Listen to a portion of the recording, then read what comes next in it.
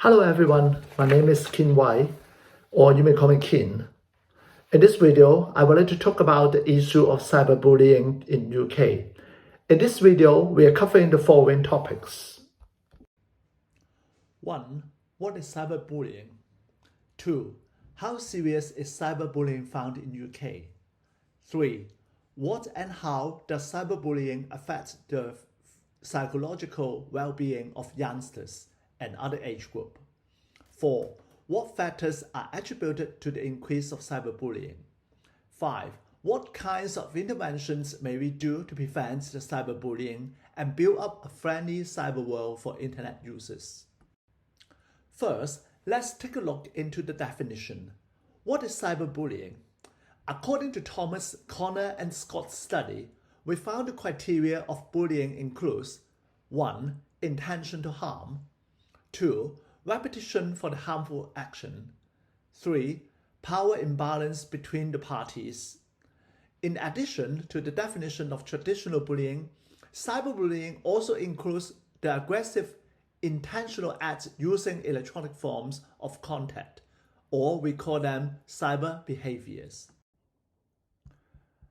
The cyber behaviors include writing offensive languages in messages, comments, sending porn photos, spreading fake news about the victims, inciting other online friends to spread hatred or estranged to victims, exclusion of the victims, unofficial use of the personal information of the victims, etc.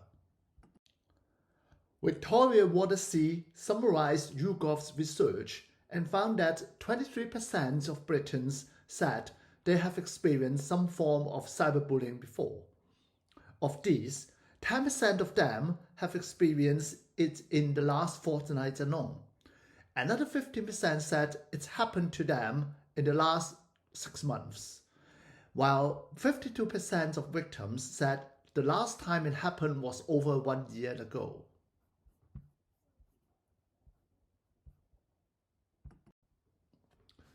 Cyberbullying is also frequently found in the younger age group than other older age group. Around 55% of subjects of age 18 to 24 experience cyberbullying, and 33% of age group of 25 to 34 years old said they experience cyberbullying. As the age group older, fewer people would say they have experienced cyberbullying. By comparison, 87% of those age group of over 55 said they have never experienced any of the listed form of cyberbullying. How can the cyberbullying affect our mental health? Cyberbullying is proved to affect the self-esteem and self-concept of the victims, especially younger people.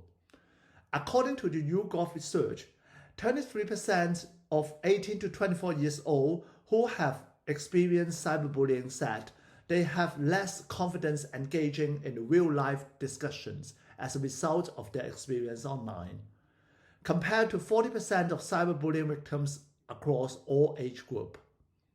About 40% of people removed themselves entirely from the website for a period, but have since returned, while 8% of them removed themselves permanently online. 11% said they have struggled to sleep because what happened online. Similar withdrawal or lower social interactions are also found in Japan. Those teenagers are called hikikomori. They tend to hide themselves at their home all day and not willing to interact with other people. The study of Aino found that there is a high association between post-traumatic stress (PTS) symptoms and cyber victimization. However, cyberbullies have significantly more PTS symptoms than the bystanders. That is, they are neither victims nor perpetrators. In the study, hyperactivity, conduct problems, smoking, drunkenness, lower prosocial behavior, and somatic symptoms have been positively associative with cyberbullying, and a combination of internalizing and externalizing symptoms have been demonstrated for cyberbully victims, that is, those who are both cyberbullies and cyber victims. What factors contribute to the increase of cyberbullying or such aggression online? Bandura suggested that the moral disengagement is one of the reasons causing people to do inhumane actions, even the actions violate their morality. Bandura suggested that the exercise of moral agency that guide the human actions had dual aspects, inhibitive and proactive. Inhibition comes from the external rules and punishment that prevent the inhumanity, while proactivity forms moral power to make people behave themselves. In the latter case, individuals invest their sense of self-worth so strongly in humane convictions and social obligation that they act against when they found something unjust or immoral, even though their actions may incur heavy personal costs. However, the morality guiding the behavior can be disengaged, or in other words, being loosed to allow or even encourage the inhumanity of criminal actions. Bandura pointed out that this can be done by the cognitive reconstructions of the behavior itself. That is, people did not ordinarily engage in the harmful actions, but now they consider those immoral actions are acceptable. In another research of the team of Baudry, Fountain and Sorrentino, adapted narrative scheme reviewing system NSRS to classify different risk factors in a number of relevant existing reviews. They found that cyberbullies will make people to deny their wrongdoing, detach their morality about the anti-social actions, and blame the victims. Another study by the team of Greedy, using the self-response questionnaire to ask the subjects about the frequency of participant of cyberbullying actions among Italian youngsters in 2015. They confirmed that moral disengagement on cyberbullying was strongly associated with all forms of cyberbullying. Another risk factor, according to the same research by Baudry teams, that they might increase the cyberbullying is the exposure of internet.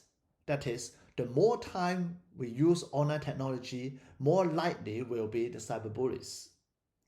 They also compare most different studies, and they found that technology use is highly associated with cyberbullying. All studies, including such risk factor as ICT expertise, found significant correlations. Higher internet expertise is associated with a higher level of cyberbullying others. Most studies showed a significant correlation between engaging in risky behavior online and being cyberbullied. This risky behavior can include surfing websites not suitable for children or communicating in social networks with unknown people. For many people, the first thing come up in the head about stopping cyberbullying is the law and enforcement. They might think whether the conventional law against bullying, for example, harassment, can be also used online for against bullying. An American study shows that just copying list the law and regulation is not meaningful enough to stop cyberbullying. The police force and Department of Justice authorities lack the resources and training on their staff, so they are not well trained enough to investigate and enforce the law to protect the adolescents. And the problems are worsened by the youngsters who are not willing to report their victimizations. Many institutions search the effective measures to prevent cyberbullying. In Taiwan, WebQuest is a web-based learning program which provides learning content in different fields covering languages, science, social studies, hygiene and health, art and music, business and economy, etc. And this program also includes the cyberbullying knowledge enhancement. In the Taiwan study, the WebQuest course is proved to be effective to enhance the knowledge and reduce the intention of cyberbullying, and it is found successful for retaining learning effects. In Europe, 2 programs are implemented to target early adolescents and their school communities. The first one is called Upright Project.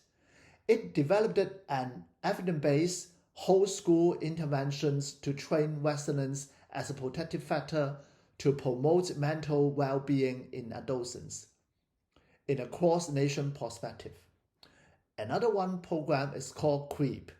It is designed and implemented digital intervention to support schools in the early detection of cyberbullying events on social media and coaching adolescents, including victims, bullies, and bystanders, on how they can cope with the cyberbullying behaviors. It is concluded that whether the prevention programs are feasible or acceptable is the key to reduce the risk of cyberbullying. And it is also very important that the whole school participation is the key to promote real culture of mental well-being in the communities. To conclude, to prevent or to stop cyberbullying, we need both education and law enforcement. Education can be done through online or face-to-face mode, while law enforcement should include the updates of law and the relevant training on the law enforcement officers. That's the end of the presentation. Thanks for watching.